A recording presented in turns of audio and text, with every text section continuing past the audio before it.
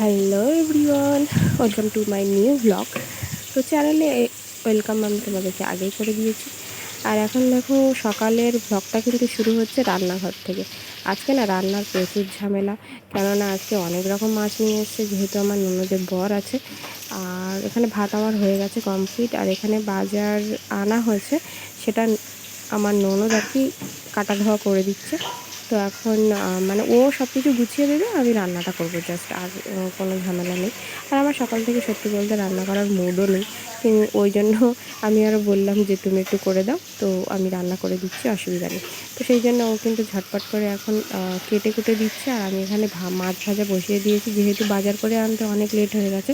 সেই জন্য তাড়াতাড়ি করে যাতে মাছ যেহেতু অনেক, তো সেই জন্য এই মাছটা আগে ভাজা বসিয়ে দিয়েছি, যাতে রান্নাটা তাড়াতাড়ি হয়ে যায়।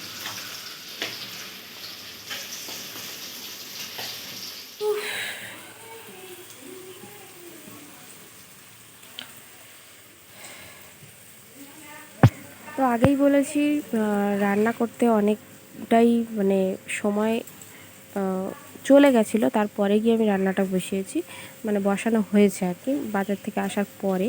তো সেই জন্য মাছ কিন্তু আমি আগে ভেজে নিয়েছি, ওটা বললাম তো তোমাদেরকে। তো এখন হচ্ছে আমার তরকারি দুটো কমপ্লিট হয়ে গেছে, তেলাপিয়া মাছ সর্ষে পোস্ত দিয়ে ওটা হয়ে গেছে। আর এখানে শাশুড়ির জন্য কুলেখাড়া শাক মাছ দিয়ে তরকারি করে দিয়েছি আমি, যেহেতু আমার শাশুড়ির সর্ষে বলছি, মানে বড় মাছ বা মশলাদার খাবার খাওয়া বারণ, সেই জন্য। আর এখানে দেখো আমাদের জন্য ভোলা মাছটা ঝাল করে নিয়েছি, আর ওখানে তো সর্ষে পোস্ত আমি বাদ দিয়ে সবাই খাবে, যাই হোক। তো এখন ব্যাপারটা হচ্ছে এটাই, আজকের মতো এটাই রান্না কমপ্লিট, ঠিক আছে। আর আমার ননদ হচ্ছে ওর বরের জন্য ভাত তরকারি গুছাচ্ছে, কেননা ওর বর চলে যাবে। আর ওর বর যখনই করে যায় রাত্রে জন্য ভাত তরকারি সবই নিয়ে যায়। এইটাই ওই তরকারি তুলবে।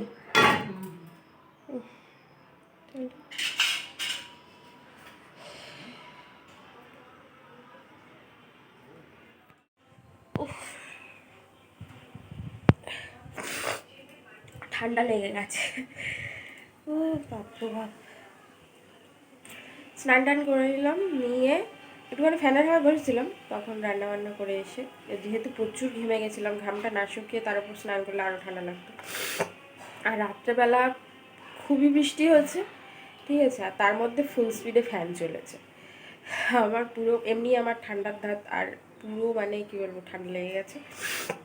গিয়ে এখন আমি স্নান করলাম, খেলাম দিলাম, সকালবেলা তো রান্নাঘরে ঢুকে গেছি। সকালে তো তেমন কিছু করিনি সত্যি বলতে, আজকে না অনেক সকালে আমার ঘুম ভেঙে গেছে, লাইক 5:30টার দিকে আমার ঘুম ভেঙে গেছে।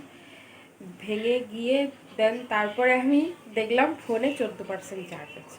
তা বললাম চলো আগে চার্জটা দিই, দিয়ে তারপরে যা করার করবো। করে এবার বিছানায় অনেকক্ষণ বসেছিলাম, বসে থেকে থেকে দেন ফ্রেশ হয়ে এলাম, এসে বসেছিলাম, যেহেতু ঘুম পাচ্ছিল না, তো বসেছিলাম। বসে থাকতে থাকতে কী মনে হলো, আমি শুয়ে পড়েছি।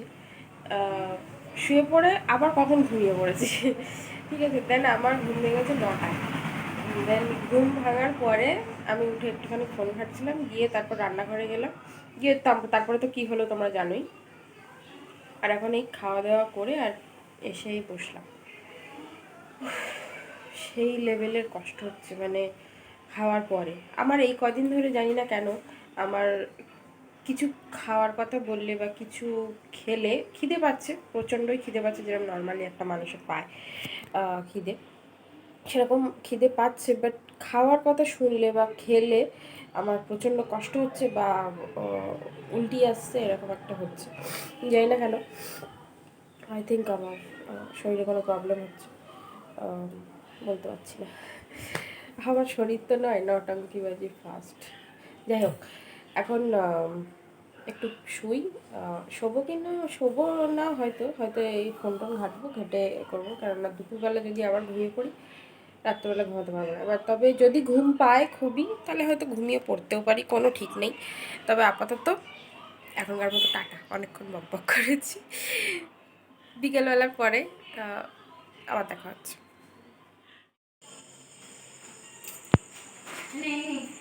এখন হচ্ছে রাতের রান্না। আর রাতে আমি একদমই বলেছিল মাছের তরকারি করতে, আমি নিজেই বলেছি না, মাছের তরকারি করার কোনো দরকার নেই, দুপুরবেলা সবাই মাছ খেয়েছে, এখন শুধু সেদ্ধ ভাত করবো, যার খাওয়ার ইচ্ছা হবে খাবে, যার খাওয়ার ইচ্ছা হবে না খাবে না। আমি সোজা কথা বলেছি, ঠিক আছে। তো দুপুরে ওই কটা ভাত ছিল, আর আমি ভাত আর কুমড়ো সেদ্ধ দিয়ে দিয়েছি, আর আমার জন্য দিয়েছি একটা আলু, ঠিক আছে। তো সবাই এটা দিয়েই খেয়ে নেবে, কারো কোনো অসুবিধা নেই। একটু পরে তুলছে দেখো।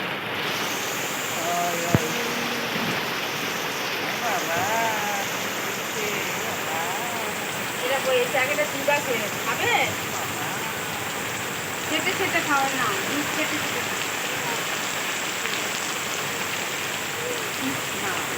এটা কেটে যেত। ব্যাপারটা হয়তো তোমরা অনেকেই বুঝতে পারলে না যে ওই বাড়ি থাকতে থাকতে হঠাৎ এই বাড়ির ভিডিও ক্লিপ কেন দিয়ে দিলাম।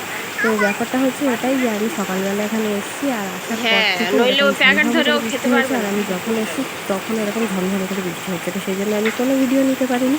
তো সেই জন্য এখন